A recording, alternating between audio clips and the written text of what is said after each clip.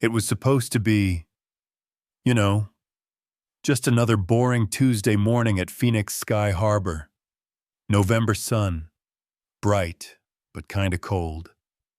The usual mix of rolling suitcases, burnt-smelling airport coffee, and people rushing like the world is ending, even though their flight board's in, 2 hours. 9:14 a.m., that exact minute. Because I swear to you, if you ask anyone who was there, they all remember the time. The first weird thing wasn't loud at all. It was small. A twitch. One little flick of an ear from Atlas, the lead K9 in Phoenix Border Security's 14-dog unit. That's it. Just one twitch. But somehow that was the start of everything collapsing. They'd been walking in formation, tight, perfect, disciplined, the kind of thing you only see in military videos, or those K9 documentaries people cry over on YouTube. The handlers were talking softly into radios, checking sectors, doing the whole routine. Nothing strange, nothing unusual, just normal. And then Atlas stopped. Just stopped. His handler, Officer Brent Hall, nearly tripped because the dog froze so suddenly. Hall frowned, whispered, "Atlas, easy boy." But before the words even finished, every single K9 in the 14-dog unit lifted their heads at the exact same time. All 14. Like something invisible swept through the air and punched their instincts right in the gut. And then it happened. "Whoa! Hey! Hey!" someone yelled behind me. The dogs broke formation. I don't mean they drifted. I don't mean they spread out. I mean, they exploded away from their handlers like they'd been launched out of cannons. Leashes jerked, metal clasps rattled. Officers got yanked forward like rag dolls. People screamed, suitcases tipped. A cup of iced coffee went flying, splattering across the tiles like a tiny brown explosion. And all 14 dogs, every single one, charged toward the same spot. At first, I couldn't even see what they were running toward. Just movement, yelling, fur blasting past me. But then someone near the windows gasped, like they'd just seen a ghost. "Oh my God, the kid! They're running at the kid!" And that's when I finally saw her. A tiny girl, 5 years old, tops, blonde hair and messy little pigtails, pink jacket with a missing button, holding a dog. No, hugging a dog, like her life depended on it. A small Belgian Malinois, young, maybe a year old, wearing a little black K9 vest with a patch that said, "Rookie, Special Assignment." Rookie. Cute name. Didn't stay cute for long. Because those 14 full-grown K9s, they weren't jogging. They weren't sniffing. They were charging, hard, straight at her and Rookie. The sound they made, I still feel it in my ribs. Deep, chest-shaking barks that weren't normal alert barks. No, these were different. Raw, urgent, like something primal crawled out of the desert and grabbed them by the throat. "Back! Get back!" an officer screamed, but nobody moved. People were too shocked. One woman dropped her phone. Another guy fell trying to grab his toddler. A barista ducked behind his counter whispering, "What the hell? What the hell is happening?" Rookie pressed closer to the girl. Harper. That's what her tag said. Harper Quinn. She didn't run.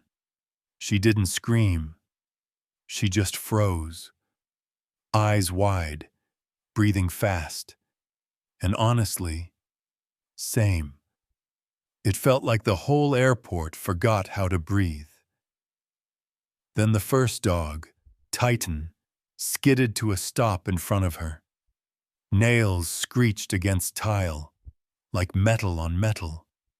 He lowered, his head, shoulders tense, eyes locked on Rookie. Rookie growled back, a tiny, trembling sound. But he stood in front of Harper like he was 40 pounds bigger than he was. The other 13 dogs circled. I mean circled, like trained wolves cutting off every escape path. The handlers were shouting, "Titan, heel! Bosco, down!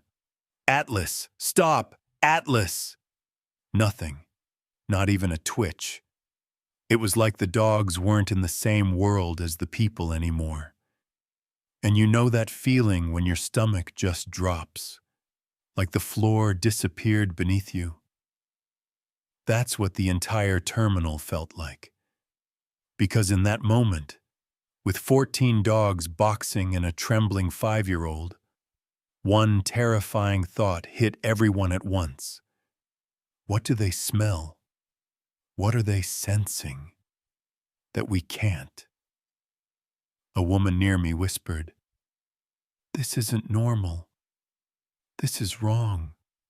Something's really, really wrong."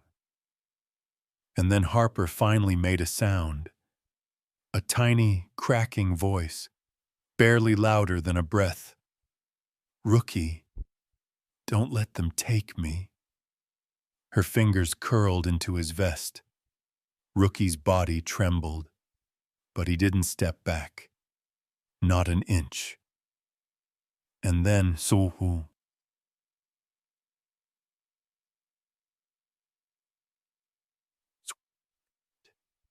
Atlas took one slow step closer, lowered his head, and growled. Not at Harper.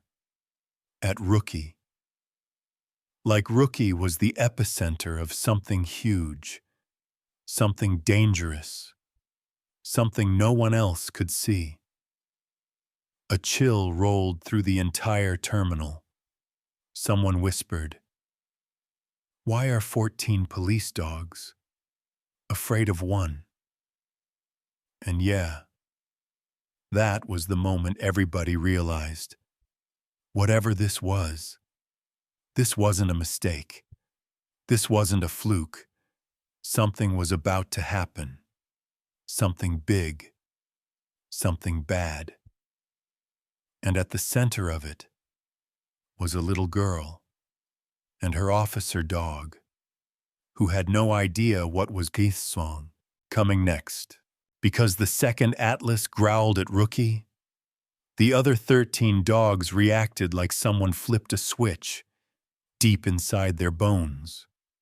They moved, not scattered, not confused, but with this terrifying, perfect coordination.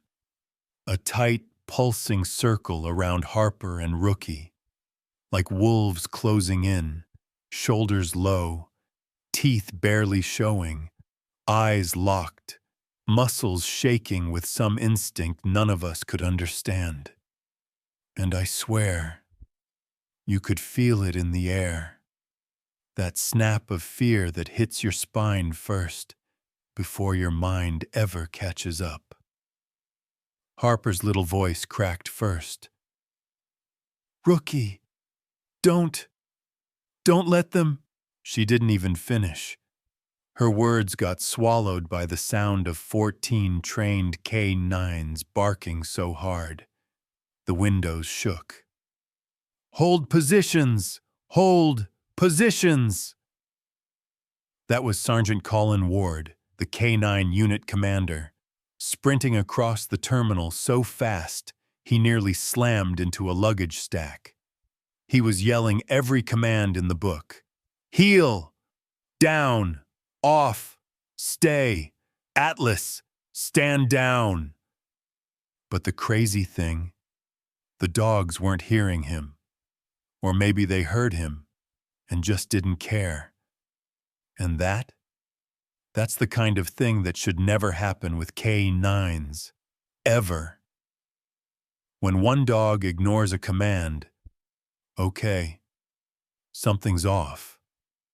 But 14? 14 moving like one mind? Nope. That's nightmare territory. People started backing up fast. A mom grabbed her kid like the floor was lava. A businessman practically dove over a row of seats. Teenagers?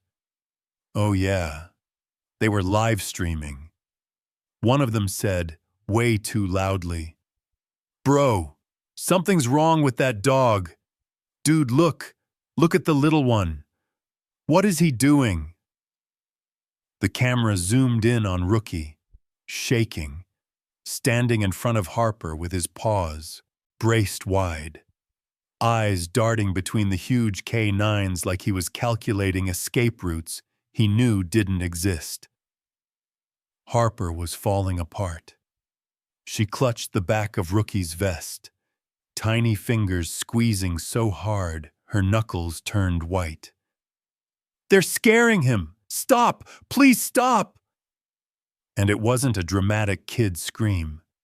It was that raw, panicked, chest-tight kind of cry that slices straight through you. The kind that says she wasn't scared for herself, but terrified for him. But everyone around her, nobody moved. Nobody stepped in. Some even pulled their kids farther away, whispering, "Maybe the little dog is dangerous. What if he bit someone? Get away from her, now!" And Harper just broke. Rookie didn't do anything. He didn't. Rookie, this tiny Malinois, pressed even closer to her, chest puffing, body trembling, letting out a tiny, scared, defiant bark. But it didn't matter. No one believed her. No one believed him. The circle of K9s tightened. Paws scraped against the floor, inch by inch, their heads dipping lower. Not attack mode, but pressure. Intimidation. Blocking escape. Ward yelled again, voice shredded. "Titan, back! Bosco, down! Atlas, do not move!" Nothing. Not a single dog twitched. Watching trained K9s ignore a handler. It's like watching soldiers refuse orders. It hits your stomach like a rock. Ward knew it. We all knew it.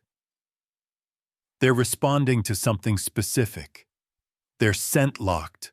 All civilians back. Move back now. People scrambled backwards so fast they nearly trampled each other. And that's when something even worse happened. Titan, the biggest K9, stepped forward, lowering his head until his nose was an inch from Rookie's. Rookie froze. Harper froze. We all froze. Titan let out a long, low growl. Rookie whimpered, but didn't back away. Instead, he shifted a paw, pressing it gently against Harper's leg. A tiny signal, Stay behind me. Don't move. It hit like a punch. The live stream kids shut up instantly. Parents holding their children stopped breathing. And then, Rookie barked. Not loud, not angry, but sharp. A staccato warning. Ward's face went pale. He's signaling. That dog. He's signaling something. But what? Harper sobbed harder, clinging to Rookie like he was the last safe thing on earth. They're not listening. Why aren't they listening? He's not bad. He's not... He's... She hiccuped mid-sentence, body shaking. Please, please, stop scaring him. No one stepped forward. No one crossed the circle. No one trusted Rookie. No one trusted Harper. All they saw was a little girl hugging a dog, and 14 massive police K9s treating that same dog like a threat big enough to shut down an airport. Fear wasn't in the room anymore. Fear was the room. And at the center of it all, a child and her dog stood alone, outnumbered 14-1, with nobody willing to believe the truth. Rookie wasn't the danger. He was the warning. Because right when the barking reached that point, where it almost felt like the room itself was vibrating, one of the security supervisors, a tall guy with a shaved head and a neon vest, rushed in holding a handheld scanner. You know the type. The device TSA uses when they want to check for tiny metal components or hidden electronics, without touching anything. Except this one looked different. Military grade. High sensitivity. The kind they don't pull out unless something is really, really off. Clear a path, he shouted, waving the scanner. People backed up fast. Even Sergeant Ward stepped aside, jaw tight, sweat glowing at his temple. The supervisor crouched down, careful, slow, like he was approaching a bomb instead of a trembling little dog. Hold still, sweetheart, he said softly to Harper. But she flinched away, hugging Rookie tighter. No, don't touch him. You're scaring him. We're not going to touch him, okay? Just scanning from a distance. He lifted the scanner. Everyone leaned forward. The device let out one soft beep, then another, then a third, louder, higher pitch, faster. And then the screen flashed. Unknown metallic source detected.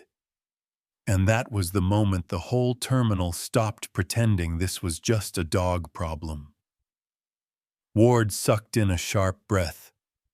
The teenagers live streaming whispered at the same time. Dude, what is that? Parents pulled their kids further back. A woman gasped. A man dropped his coffee and didn't even notice. The supervisor froze, literally froze, inches from Rookie's vest. Ward, your dog's picking up a signal. My dog is over there, Ward snapped. That's not my dog. That's... Okay, whatever, but the scanner doesn't lie. Harper's face crumpled. He didn't do anything. Rookie didn't. He didn't. But before she could finish, another officer, a younger woman with a tight blonde bun, stepped forward with a clinical coldness. Ma'am, you need to step back from the child. Maggie Quinn, Harper's mom, who'd been trying to push past officers the whole time, shook her head violently. No, no, let me through. She's terrified. Let me. But the blonde officer raised a hand. We have reason to believe the child might be under coercion. That word hit the room like a grenade. Coercion. As in, someone using the kid. As in, Harper could be a lure. As in, the 5-year-old might be part of something dangerous. What? Maggie choked out. She's 5. She's a baby. What are you? We need to secure the scene, another officer said. Separate her from the animal. The dog could be carrying. Don't say it, Ward muttered. Not until we know. But everybody was already thinking it. Something hidden. Something dangerous. Something metal. And suddenly, 2 officers grabbed Maggie by the arms. What are you doing? Let me go, Harper! Harper jerked toward her mother's scream.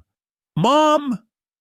She tried to run, but the dogs tightened their formation again, cutting her off with silent precision.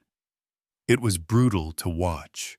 Maggie being dragged back, kicking, begging.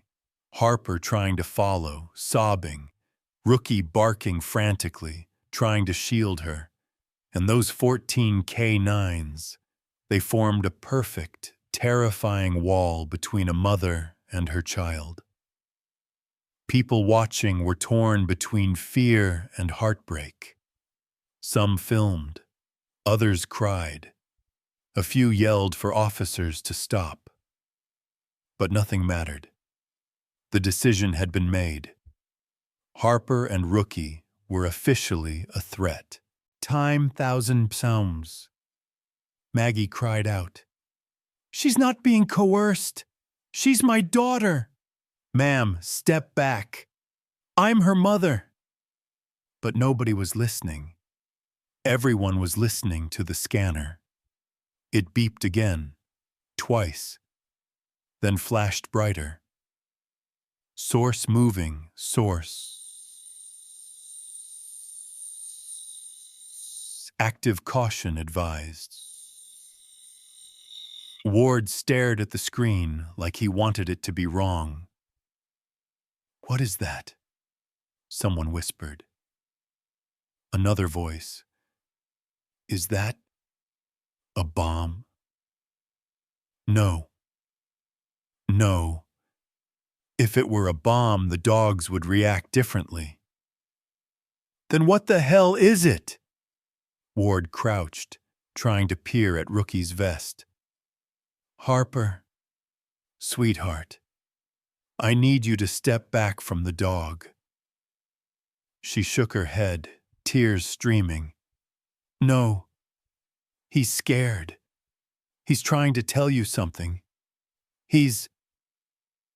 Her voice broke, and the way she said it, so honest, so desperate, it cut through everything. Through the barking, through the fear, through the chaos. Rookie looked up at her then, and it was wild. Because somehow it felt like he understood her perfectly. He pressed against her leg, trembling, not hiding, not aggressive, warning, trying to tell us something. But nobody believed him. Nobody believed her. Not the officers, not the scanners, not the crowd. Just 14 dogs refusing to break formation, and one little girl refusing to abandon her partner, and standing there, watching it all. I couldn't help thinking, if you were in that terminal, and you heard a 5-year-old say her dog was trying to warn us, would you believe her A, B, C? Which one would you be? Because the second officers pulled Maggie away in cuffs, everything in Harper's world just shattered. It happened so fast. I swear I barely processed it. 1 second, Maggie Quinn was fighting the grip of 2 officers, screaming her daughter's name. The next, they twisted her arms back, shoved her face toward the cold tile, and click. Handcuffs locked. "You can't do this!" Maggie shouted, voice shaking with that terrifying, furious desperation only a mother has. "My daughter is 5. She needs, let me go!" But the officers didn't hesitate, didn't soften, didn't even flinch. "Ma'am, stop resisting. Stay down. Do not move." And Harper? She saw the whole thing. The way her face changed. God. It was like watching childhood die right in front of us. "Mom!" she screamed, voice splitting apart. "Mommy, please!" She lunged forward, tiny arms reaching, legs shaking. But before she even reached the edge of the K9 circle, Rookie moved. Not like a scared puppy, not like a trained K9 either, but like something inside him snapped too. A line breaking, a decision made. He launched forward, planting himself between Harper and the approaching officers.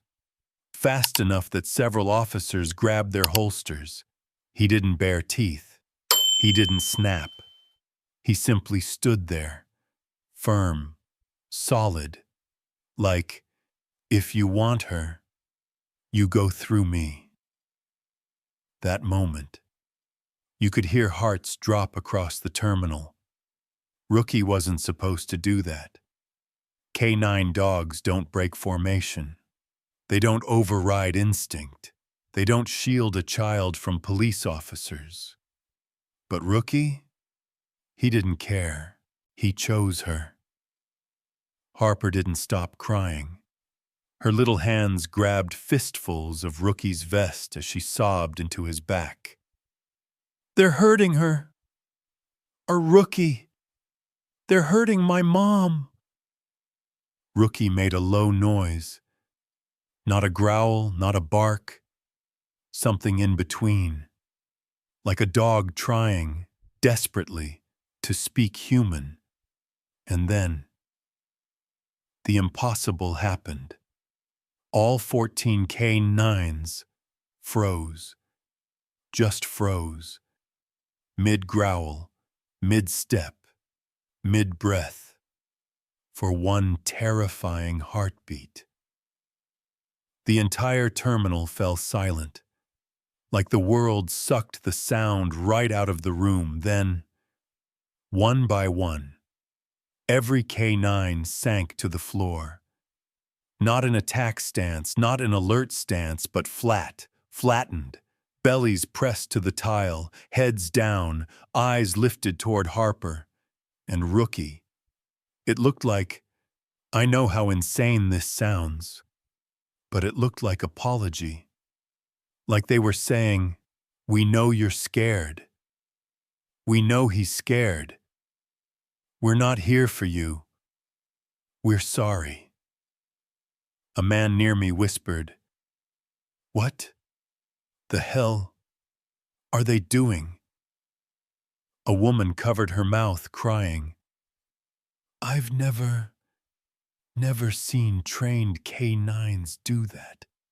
Ever." Even Ward, their commander of 8 years, stepped back like the floor shifted beneath him. His expression wasn't fear anymore, but disbelief, awe, shock. "Atlas, what are you doing, buddy?" Atlas, the lead dog, kept his chest on the tile, but flicked his eyes. Harper, then Rookie, then Harper again. Almost like he was judging, questioning, choosing. Meanwhile, Maggie, still pinned to the floor, lifted her head just enough to see her daughter, surrounded by 14 fully trained canines who suddenly seemed harmless, gentle even. Her breath left her in a single shattered whisper. "They're protecting her," one officer muttered, pitched to first. "That's impossible. They don't do that on their own." But they did, right in front of us. And then Harper, shaking, crying, holding Rookie, whispered, "They're not mad at him. They're listening." Her tiny voice cracked, but her words carried through the terminal like a spark hitting gasoline. Listening to a 5-year-old, to a rookie K9, to something bigger than all of us. Ward swallowed hard, wiped sweat from his brow, and knelt slowly, careful not to startle the dogs. "Rookie, what are you trying to show us, boy?" Rookie didn't turn. He just stared straight ahead, toward something none of us could see yet. And the whole terminal held its breath. Because deep down, even if we didn't admit it, we all knew one terrifying truth. Whatever scared 14 trained K9s into submission was still out there. 14 police dogs lie down like that. You kinda hope it means the danger is gone. You hope it's over. You hope the worst already happened. But no. Part 5 is when the danger finally shows its face. Because right when Atlas's nose twitched, just slightly, barely a shift, you could feel something change, like a pressure drop before a desert storm. He lifted his head, just his head, and pointed it toward the giant window overlooking the drop-off lanes outside. Then the others, every single one, did the same. A ripple of motion. 14 heads turning in perfect sync. Eyes locked on one spot outside. Someone near the window whispered, "What are they looking at?" Another said, "Nothing's there, man. It's just the parking lane." But before he finished the sentence, a silver-gray SUV rolled into view. Not fast, not reckless, just slow, deliberate, too deliberate. It crept along the curb like it didn't want attention, which of course only made the entire terminal focus on it. Atlas's ears snapped forward. Then, from deep in his chest, he released a sound I have never heard come out of a dog before. A long, low, ancient-sounding howl. Not a bark, not a warning growl, a howl that felt like it was pulled from something primal and buried. And then, every single one of the 14 K9s joined him. 14 voices, blending into this eerie, vibrating, bone-deep sound that crawled along the walls and down your spine. People froze. Phones dropped. Someone screamed. Even the officers stopped yelling commands. Even they were terrified. Because dogs don't howl at cars. Not like that. Not unless something is very, very wrong. Sergeant Ward spun toward the scanner tech. "What's the signal reading now?" The supervisor stared at the device, and his face drained. I don't know what it means. The numbers are jumping, but the frequency is... It's stronger, sir. Way stronger." The scanner beeped louder, then faster. Then the display flashed red. "Signal spike source active proximity alert," Ward cursed under his breath. Jesus. Rookie's tag is reacting to the vehicle. Harper, still trembling behind Rookie, looked up. Her cheeks streaked with tears. What does that mean? Before anyone answered, a shout came from the TSA checkpoint. "We've got something over here!" Everyone whipped toward the sound. 3 bomb techs knelt near a trash bin, one holding a thick black glove, another holding a small metallic object. At first, it looked like a crushed lunchbox or some kid's toy. Then they turned it, and you could see the wiring inside. A tiny LED blinking red, the kind of blinking that makes your stomach drop. "It's a device," one tech yelled. "Improvised, crude, but active." Panic exploded instantly. People shoved toward exits. Someone pushed a stroller so hard it tipped over. A woman fainted. Security screamed for evacuation, and right in the middle of it, Rookie barked, sharp, frantic. Ward snapped his head toward him. "Oh, God. It's linked," the scanner tech said. "The readings, they match the device's frequency." Ward's face twisted. Realization, horror, understanding colliding at once. "Rookie is the transmitter. He's been tagged." Silence slammed into the room. Not peaceful silence, not calm. The kind that feels like your ears stopped working because your mind refuses to believe what it just heard. A tagged dog. A child pressed against him. 14 K9s trying to protect them. A mother, screaming in cuffs. A live device blinking in a bomb tech's hands. This wasn't a movie scene. This was real. But Harper didn't understand any of that. She looked at Ward. Red eyes, trembling shoulders, voice cracking. "Why are you saying that? Rookie isn't bad. He didn't put anything in his vest. He didn't..." But Ward didn't soften, didn't crouch, didn't comfort. He looked at her the way a soldier looks at a battlefield. Cold, calculating, afraid to admit what he sees. "Sweetheart, the signal is coming from your dog.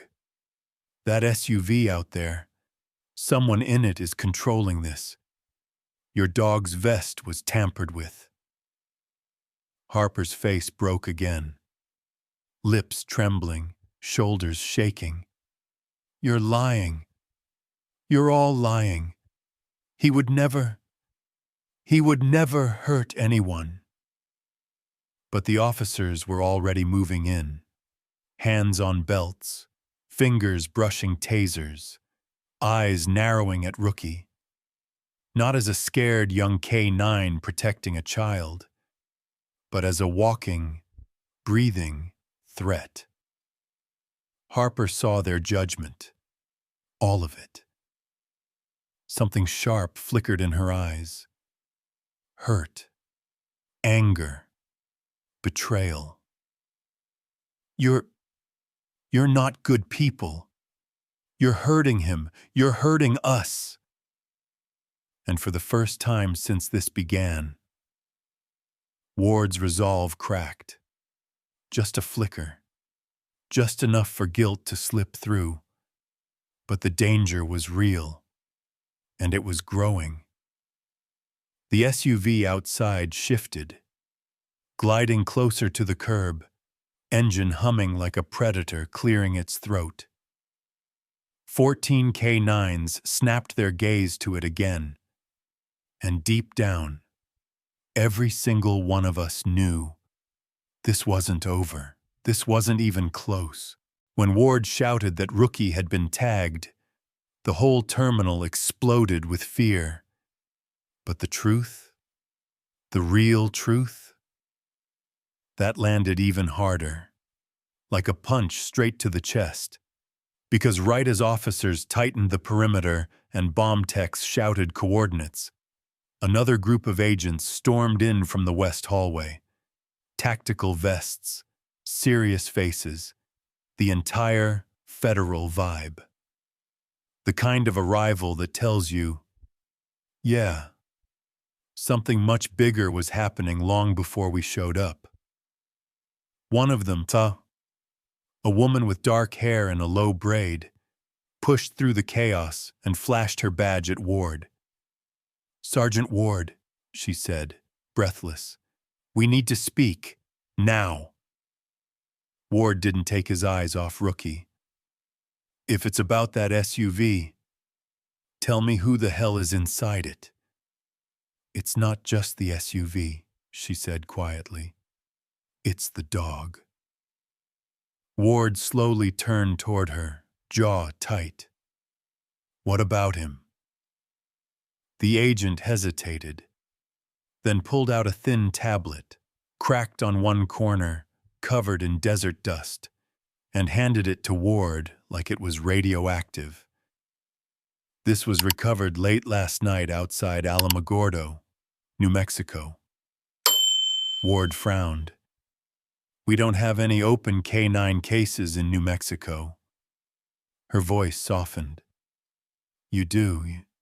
You just don't know it yet." Ward gave her a sharp, disbelieving look, then tapped the tablet's screen. And the moment he saw the first picture, his whole face changed, turned to stone. "Is that—" The agent nodded.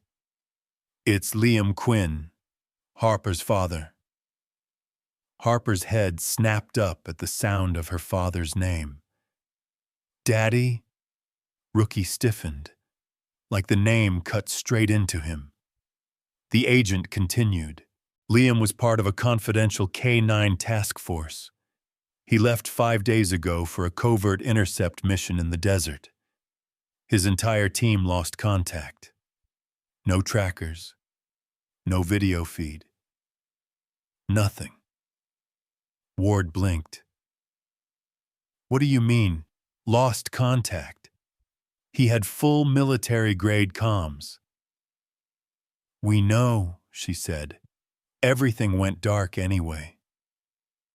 Harper stared at them, confused, terrified, clinging to every word. The agent turned the tablet around again. A new photo. Grainy, zoomed, but unmistakable. Rookie. Covered in dry blood. Limping through desert brush. Alone. Harper gasped. "No. Rookie. You were out there?" The agent nodded. "He showed up at the Quinn residence the morning after Liam went missing. No collar. Vest damaged. Signs of physical struggle. Dehydrated. Disoriented. Trembling. But he went straight to Harper's front door." People murmured. Some covered their mouths. Ward glared at the agent. "And nobody thought that was important enough to tell us?" She winced. "We weren't sure what we were dealing with yet." Rookie's vest was scrambled. Whatever signal was on him, we couldn't decode it. Then she stepped closer, voice dropping. "We can decode it now." Ward stiffened. "What's on the vest?" The agent swallowed, pressed a button. A small audio waveform appeared, static at first. Then, a voice broke through. "Rookie." Harper's knees buckled. "Daddy?" The recording continued, weak, strained, dying. Rookie, protect Harper, no matter what. Then silence. Just static. Just emptiness. Time, 1,000 moments. Rookie let out a soft, pained whine, the kind that tells you dogs remember more than we think. He pressed his head against Harper's chest. And Harper. She collapsed to her knees, arms tightening around him. Daddy trusted him. Why didn't you? Ward flinched, like the words hit bone. Behind her, the 14 K9s stayed flat to the tile, motionless, silent, like they understood the gravity of that recording better than any human in the room. Maggie, still restrained but no longer fighting, stared at her daughter, tears streaming. Baby, I'm so sorry. So sorry. Harper didn't answer. She held Rookie's face in her trembling hands, pressing her forehead to his muzzle. You came back. You came home, like Daddy said. You tried to warn us. Rookie nudged her gently, eyes soft. I tried. I really tried. Ward took a shaky step back. His voice cracked. That SUV, the device, the signal spike. He turned to the agent. Someone didn't want Quinn found. She nodded. Someone wanted Rookie to lead them somewhere else. A dark realization spread across the room. Heavy, terrifying. Harper whispered the only truth that mattered. He didn't abandon Daddy. He came to protect me. And that was it. The moment everything changed. The moment innocence, loyalty, and heartbreak collided in one brutal blow. The moment everyone realized this wasn't about Rookie. This wasn't about Harper. This was about a man trying to save his daughter with his last breath, and the dog who refused to fail him. It started with Atlas. You remember him, the lead K9, the one who reacted before anyone else, the one with instincts that never missed? Yeah, Atlas moved first. Not with aggression, not with threat, but with this slow, deliberate step forward, the kind that makes every officer in the room tense up without even meaning to. Ward whispered, Atlas, easy, easy. But Atlas wasn't listening to Ward anymore. His focus was locked on Rookie, sharp, unblinking, almost calculating. Rookie stiffened when Atlas approached, but didn't back up, didn't growl. He just lowered his head, like he knew, deep in his bones, that this moment mattered. Atlas reached him, stopped, sniffed the air around Rookie's vest like he was reading some invisible message. Then, swear to God, he leaned in and pressed his nose to one precise spot under Rookie's strap. Not random, not curious, precise. Rookie jerked, not in fear, but in recognition. And then, Atlas threw his head back and released a long, deep, echoing howl. Not a warning howl, not a fearful one, a signal, a call, a declaration, a howl that said, I know what this is now. Follow me. And the second that howl rolled through the terminal, 14 K9s snapped to their feet. The suddenness made people gasp. Some stumbled. A baby cried behind a column. Even Ward swore under his breath. The dogs moved again, but not toward Harper, not toward Rookie, not toward the bomb techs. They pivoted sharply toward the giant window where the silver-gray SUV still sat, idling like a patient predator. Atlas's hackles rose. Titan's ears pinned back. Bosco growled low.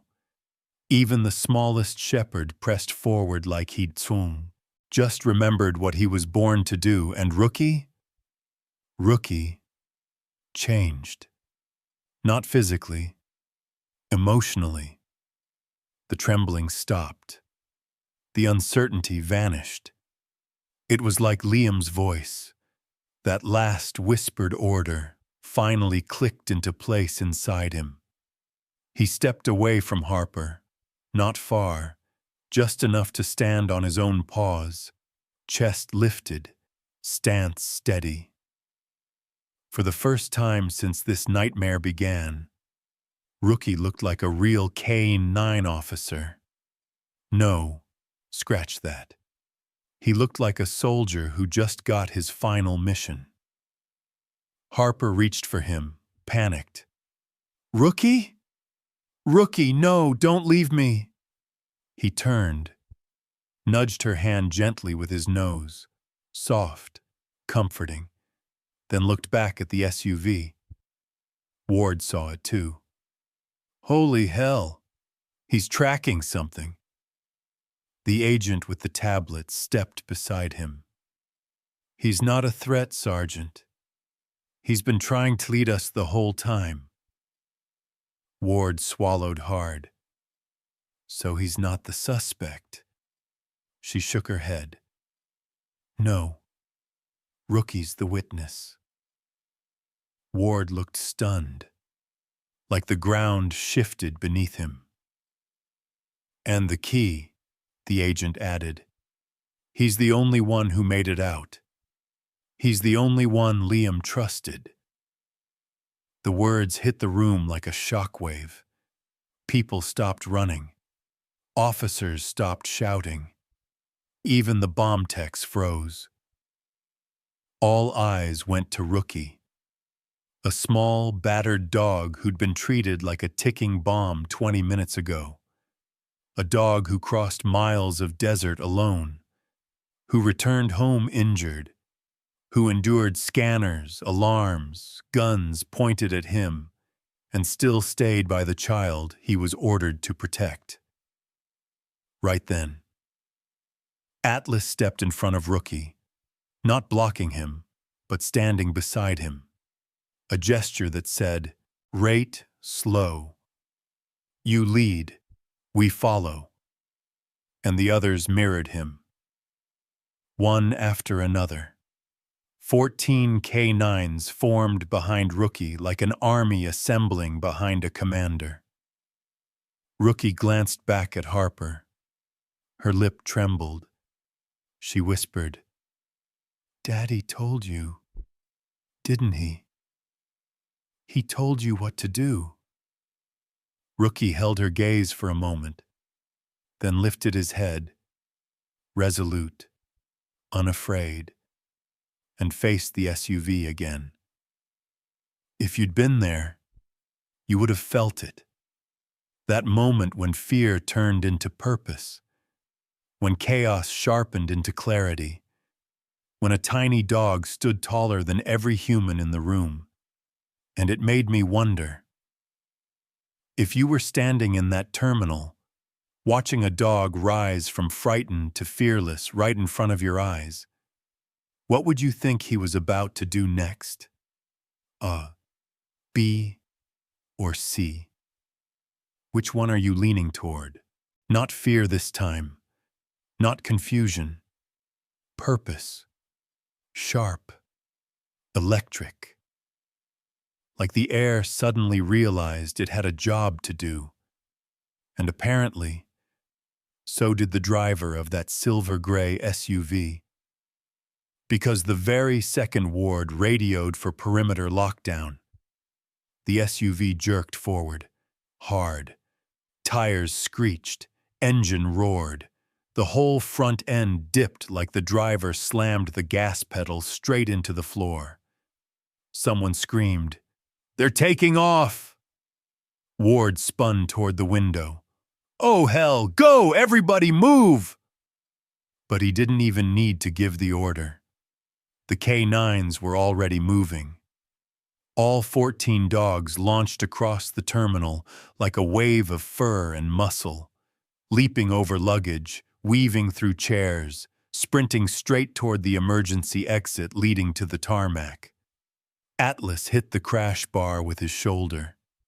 Titan shoved the door wider with his weight. And Rookie didn't hesitate for even one heartbeat. He bolted through the opening like he'd been waiting his entire life for this moment. Harper shrieked, voice cracking in terror. "Rookie! No! Don't go! Don't go!" She tried to chase him, tiny legs sprinting, but Ward caught her mid-run, arms wrapping around her before she slipped through the doorway. "No! No!" she sobbed, kicking, twisting. "He'll get hurt! Please!" Ward dropped to one knee, gripping her shoulders, voice urgent. "Harper, look at me! Look at me!" But she couldn't. Her eyes stayed glued to the runway where dogs were sprinting into the blazing Arizona heat. Ward gently lifted her chin. "If Rookie goes, it means your dad is close." Her body froze. Her sob caught in her throat. "Close? Time what 500 pounds pound?" Ward nodded. "That dog is following something the rest of us can't smell, can't hear, can't understand. But he can. And if he's running toward your father." Harper trembled, the fear easing just a fraction. But the tears didn't stop. "But what if he doesn't come back?" Ward swallowed hard. "Then we go after him." Meanwhile, out on the runway, the SUV hit the service road, fish-tailed, and rocketed toward the far end of the airport complex. Steam puffed from the exhaust. The engine whined. Tires smoked from the sudden acceleration. And behind it, closing distance terrifyingly fast, 14 K9s and one tiny, furious Rookie. They tore across the tarmac like thunder. Wind flattened their fur. Their paws slapped the concrete in perfect rhythm. Atlas took the lead. Then Rookie surged ahead, small but impossibly fast, darting between the bigger dogs like a missile with a heartbeat. The SUV swerved, trying to shake them, cutting across a maintenance lot. The dogs didn't slow, didn't flinch. They leapt hoses, dodged forklifts, shot past stunned ground crew shouting, "What the? Where did all these dogs come from?" Rookie zeroed in, eyes locked, chest pumping, legs blurring. He wasn't running blindly. He wasn't panicked. He was tracking. Locked in. Laser-focused. Loyalty. Memory. Mission. He led them through a storage yard. The SUV clipped a stack of equipment. Metal clattered across asphalt. Rookie vaulted the debris without missing a beat. Atlas followed. Titan barreled through. The rest formed a tight hunting line. Then, The SUV hit a sharp turn near a chain-link fence. Too sharp. The driver lost control. Boom! The vehicle slammed into a concrete barrier. Metal crunched. Glass exploded. The frame skidded sideways and stopped. For half a second, everything went still. Then the doors flew open. Two masked men bolted in opposite directions. Atlas didn't hesitate. He angled left, launched like a missile, and slammed into the first suspect so hard the man rolled across the pavement screaming. Atlas clamped onto his arm, not viciously, but with perfect, trained control. The second suspect sprinted toward the maintenance hangar, but Rookie was already there. He cut across the man's path, circled, then threw his entire body into the suspect's legs. The man toppled forward, face first. Rookie didn't bite, didn't maul. He planted his paws on the man's chest and barked in rapid bursts, holding him down like a true K-9 officer. A rookie in name only. By the time police units caught up, both suspects were already subdued. One pinned under a growling Atlas, the other trapped beneath a furious little Malinois who refused to move even as officers arrived. Ward's radio crackled violently. "Suspects down! Repeat, suspects down! K9s have them secured! Where's Rookie? Does anybody have visual on Rookie?" An officer replied, breathless. "He got the second one, sir. I don't know how he did it, but he got him." Back at the terminal doors, Harper heard that last line over Ward's radio. She covered her mouth. Her eyes widened. Rookie? Caught him? He really did it? And that's when the whole story flipped again. Because the moment a 5-year-old realizes her dog might be braver than every adult in the room, you just know something unreal is coming next. So really, if you were Harper, watching your tiny Rookie chase down a grown man and help take him down, what would you think he was about to do next? After watching Atlas and Rookie take down 2 grown men like it was nothing, you'd think that was the peak. You'd think, okay, there's no way this story has anything left to surprise me. Yeah, that's what we thought too. But the universe had one more twist waiting. A big one. The kind that changes everything. Because while the suspects were being cuffed and shoved into squad cars, one of the bomb techs shouted from the smashed SUV, "Hey, you need to see this! There's a device in here!" Ward sprinted toward the SUV so fast he nearly tripped. Rookie followed. Alert, focused, tail stiff, ears pinned forward. The tech held up a small, scuffed black tablet. Not a bomb. The receiver. The thing meant to sync with the transmitter in Rookie's vest.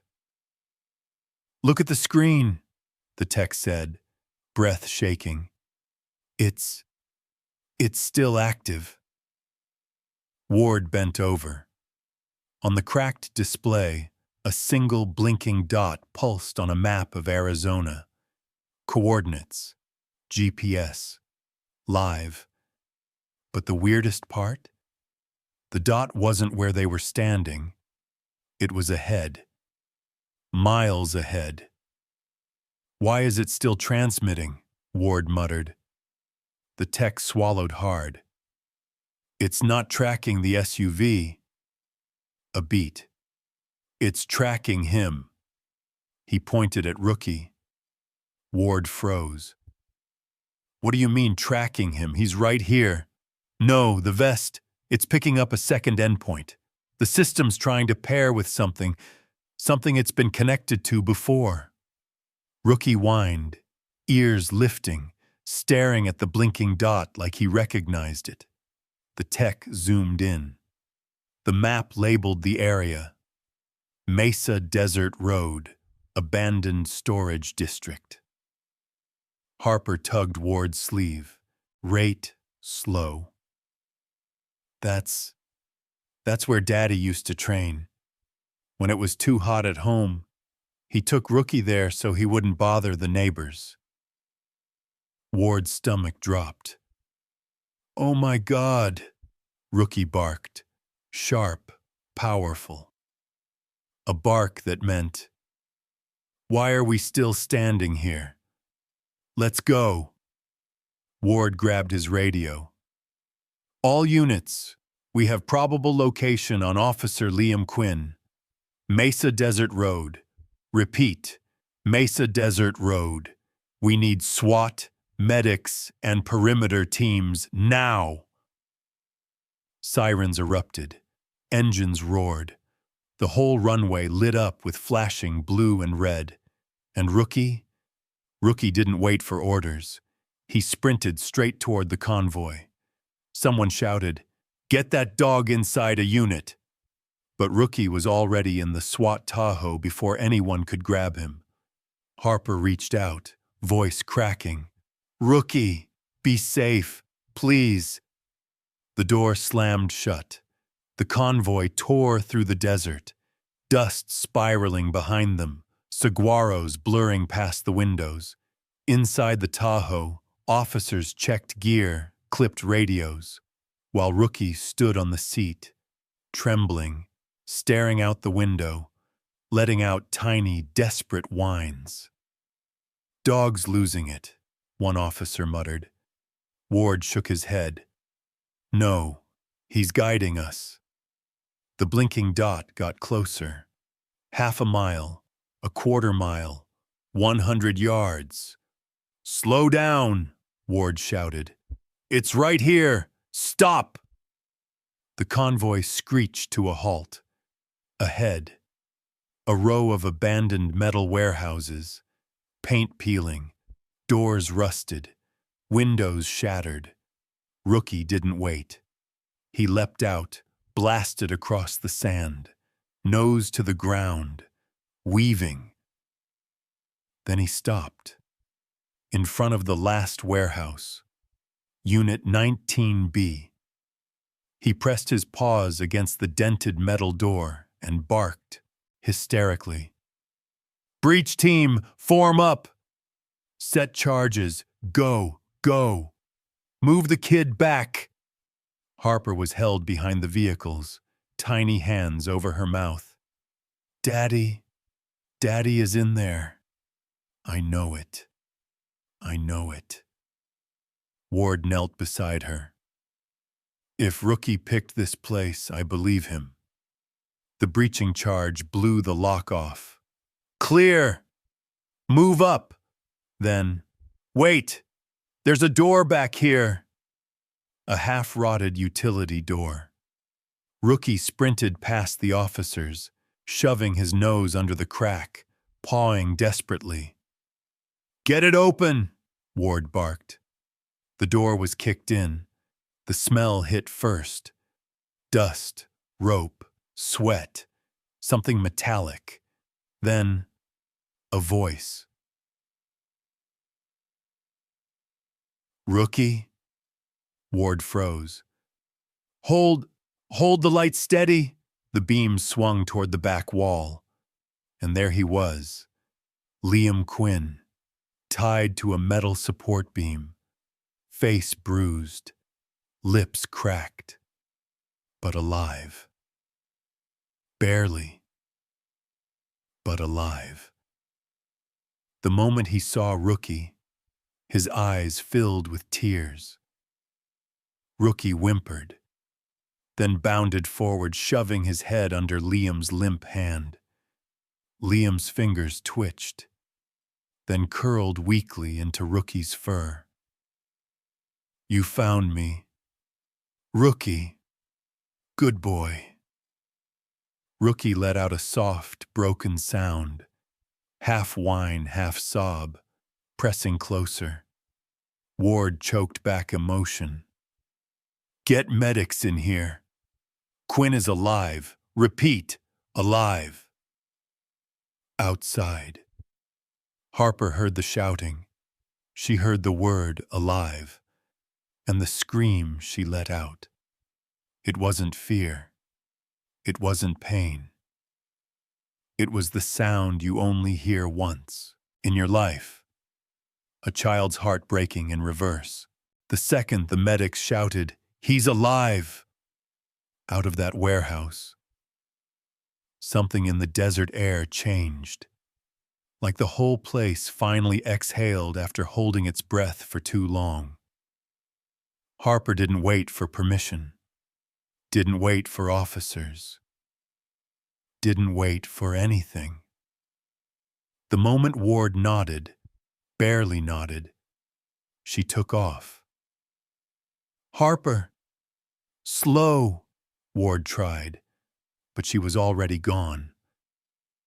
Running faster than her tiny legs should have allowed, stumbling across the hot sand, arms pumping like she was chasing the last piece of her heart. "Daddy! Daddy!" Her little voice echoed off the metal walls, shaky, cracking, desperate, the kind of plea that makes grown men swallow hard. Inside the warehouse, Liam Quinn, bruised, exhausted, barely conscious, lifted his head at the sound. His eyes, swollen and unfocused, flickered with recognition. "Harper?" The whisper was thin, broken, but it hit like a thunderclap, and Harper crashed into him. She didn't look at the ropes, she didn't see the wounds, she didn't care. She just threw herself into his lap, tiny arms wrapping around him with 5 days' worth of nightmares. "Daddy, Daddy, I found you. Rookie found you. Daddy, I missed you. Don't go, don't go." Liam gasped at the impact, but immediately folded around her as much as his weak body allowed. His fingers tangled into her hair, his forehead pressed against her head, and he cried. Not loud, not dramatic, just quiet, shaking, release. "I'm here, baby. I'm right here. I'm so sorry." Harper sobbed harder, gripping his shirt. "I thought you were gone. Rookie came home and he brought you back." Liam pulled back slightly, forcing his battered eyes toward Rookie, and Rookie, poor Rookie, was swaying on his paws, like he wanted to come closer but wasn't sure he had the strength. His tail flicked once, then again, weak, shaky. His chest rose and fell like every breath hurt. And then he took one step, then another, until his legs buckled. But Harper gasped and reached out. "Rookie, come here! It's okay, boy! Come on!" That tiny voice. God. Rookie lifted his head like it gave him strength. He crawled the last 2 feet, dragging himself until half his body rested on Liam's lap and the other half against Harper's side. The moment he touched them, he let out the softest, most relieved whine. Like, "I did it. I didn't fail. I got you both home." Harper wrapped her arm around his trembling body. Liam rested a hand on Rookie's neck, stroking gently over the matted fur. "You came back. Good boy. You came back for her. And for me." Rookie pushed his face against Liam's chest, tail tapping weakly against the concrete. Phoenix officers filed in behind Harper. Tough men and women with years of service, and they just stood there, silent, watching. Then one of them, Officer Diaz, slowly lowered himself to one knee beside Rookie, not to restrain him, not to scan him, to honor him. A gesture reserved for K-9 heroes, dogs who save entire units, dogs who give everything. And here they were, kneeling to a trembling, mud-covered, half-trained Malinois who refused to quit. Another officer knelt, then another, one by one. The entire Phoenix K-9 division dropped to a knee. Ward was the last. He knelt slowly, head lowered, one hand resting on Rookie's side. "You brought us home, you little maniac. You actually brought us home." Harper blinked through tears, confused at first by the sight of adults kneeling. Then it clicked. He's my officer. Dad made him one. Liam gave a tiny, exhausted smile. "She's right. I did." The officers looked at each other, nodding, holding emotion, all acknowledging the truth. Rookie wasn't just a dog. He was the reason Harper was safe, the reason Liam was alive, the reason the whole nightmare unraveled. And in that dusty, broken warehouse, they honored him. After a long silence, Rookie's body slumped completely, sinking into Liam's lap. "Rookie?" Harper whispered, panicked. "Rookie, wake up, please." Ward leaned in gently. "He's not hurt, sweetheart. He's exhausted. He's been running, tracking, protecting you both. For days." Harper stroked Rookie's head frantically. "Please don't die. Please don't." And Rookie opened one eye, just barely, and licked her wrist. A tiny gesture, weak but deliberate. Liam laughed and cried at the same time. "He's tougher than all of us. Trust me. He's not going anywhere." Harper broke into a trembling smile, hugging Rookie and her father at the same time. And for the first time since the nightmare began, the warehouse didn't feel cold, or dangerous, or haunted. It felt like hope. Real, warm, impossible hope. What happened in that warehouse? The running, the screaming, the suffocating fear, the miraculous reunion, left only one place to go. The hospital, Chandler Regional. It wasn't fancy, wasn't calm either. The ER buzzing, fluorescent lights humming, nurses rushing carts through narrow hallways. But compared to that warehouse, compared to the airport, compared to almost losing Liam and Rookie, it felt like heaven. They brought Liam in on a stretcher, IV in his arm, oxygen mask on, his head turned just enough to keep Harper in view, her tiny hand gripping the rails like he might roll away if she let go. Rookie limped behind them, escorted by 2 K-9 officers and a vet tech. His paws scraped softly on the tile, each step slower than the last. "Hang in there, buddy. Almost done. Almost safe." When they reached the recovery wing, the staff cleared a small room just for them.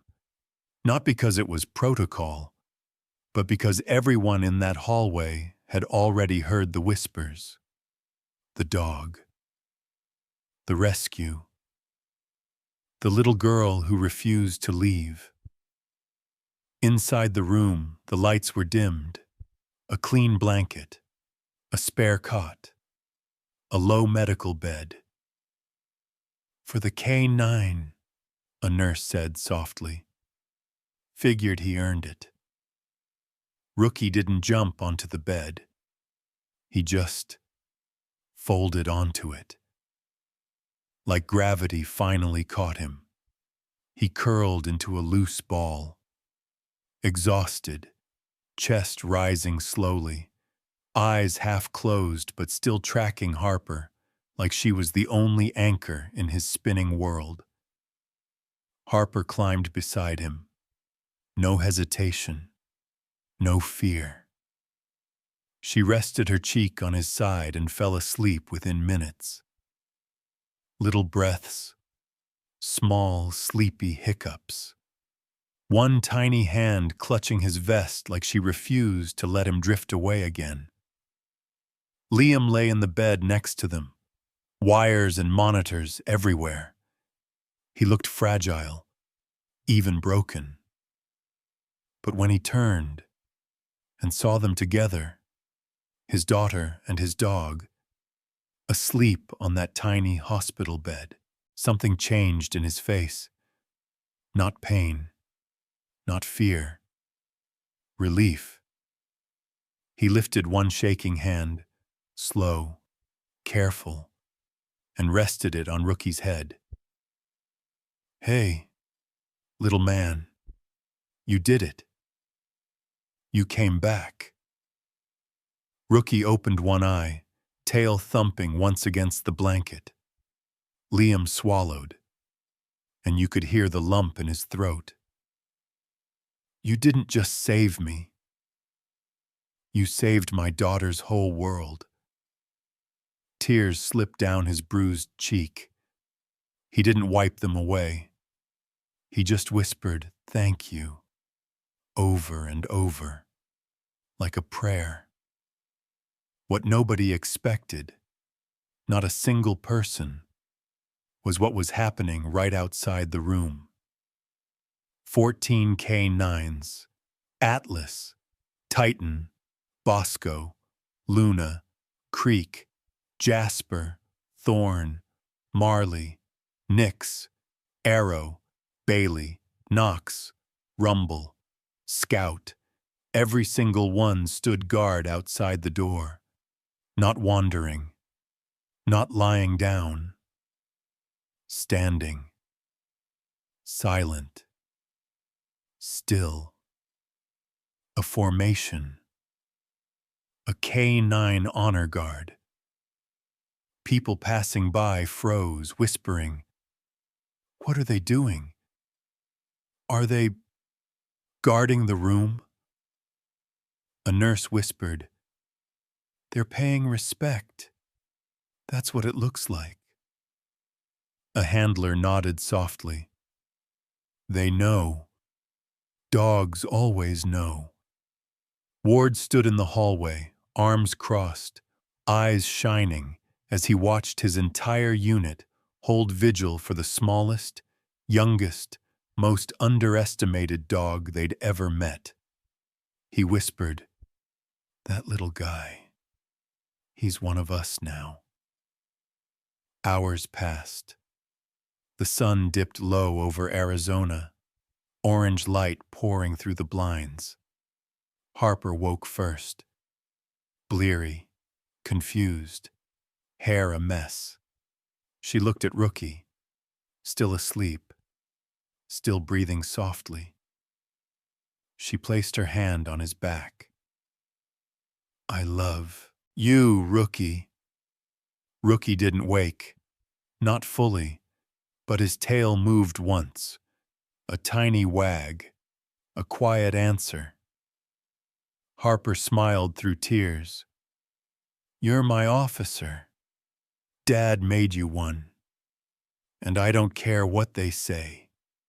You always will be." Liam wiped his eyes, whispered, "She's right."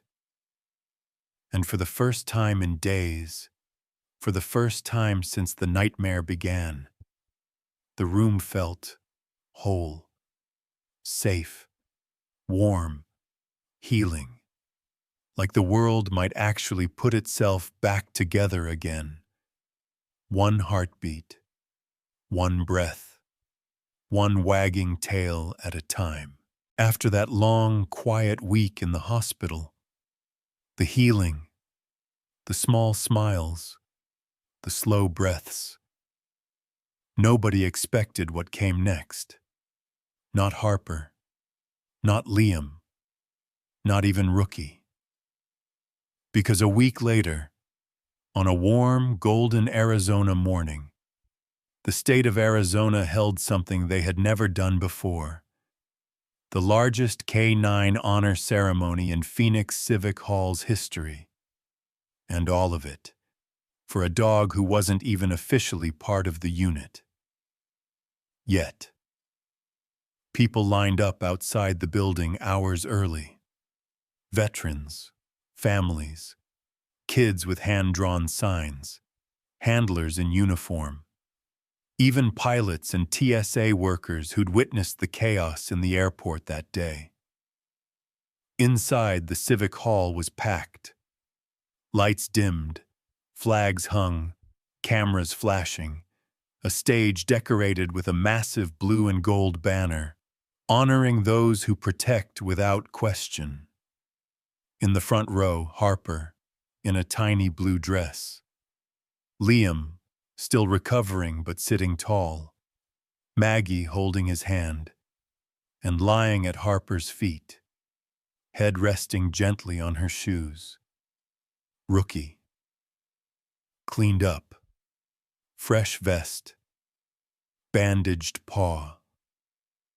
Looking, honestly, a little overwhelmed. He kept glancing around like, "Are all these people really here for me?" Harper giggled every time his ears perked. Then the doors opened, and the entire hall fell silent. Because walking in, two perfect lines, step for step, were the 14 Phoenix K-9s. Atlas, Titan, Bosco, Jasper, Arrow, Marley, Nix, Creek, Bailey, Thorn, Knox, Scout, Luna, Rumble, each wearing a shining badge, each marching with military precision, each taking formation facing Rookie.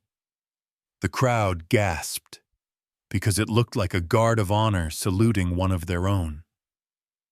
Ward stepped up to the microphone, cleared his throat.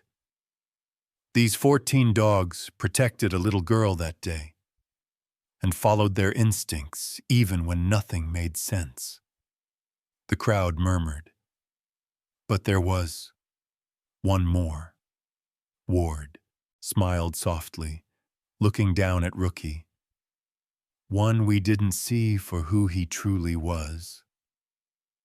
A woman in Navy uniform approached Harper, kneeling with a velvet box.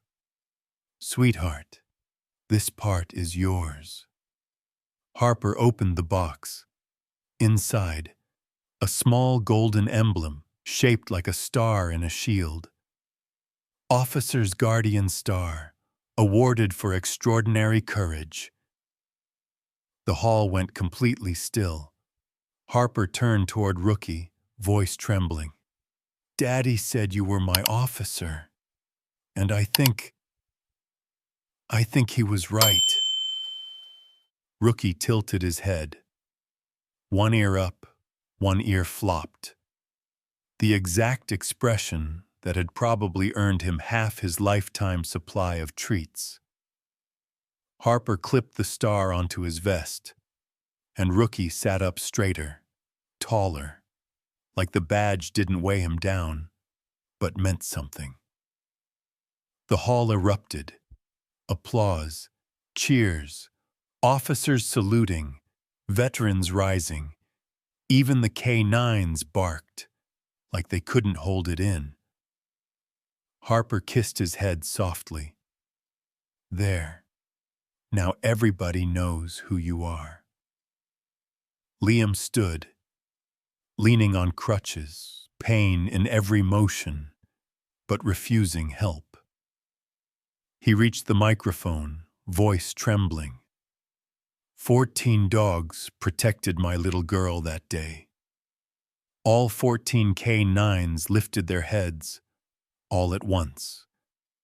But one, Liam wiped his eyes. One young officer dog saved us all. Rookie looked up at him, like he understood every word. Liam continued. He crossed the desert alone. He came home bleeding. He warned us when no one listened. And he brought me back alive. Harper squeezed Rookie gently. Liam added, voice warm and breaking, that deserves more than a badge. It deserves a place in our family and in our history. The hall roared. Some cried. Kids chanted Rookie's name. Reporters whispered, this dog is going to be a legend. Then the lights dimmed. A single warm spotlight fell on Rookie, the smallest K9 in the room, the most underestimated, the most loyal. He blinked at the light, then rested his head on Harper's knee with a tiny sigh. Like, okay, I guess this is happening. Harper scratched behind his ear. See? I told you everyone would know. Outside the spotlight, the 14 K9s stood perfectly still. A silent promise, a silent guard, a silent respect for the dog who'd done what none of them could. And somewhere in the crowd, a man whispered, that's no Rookie. That's a hero. So now I'm curious. If you were sitting in that hall, watching that tiny dog stand in the spotlight, would you clap? Would you cry? Or would you stand with everyone else? A, B, or C?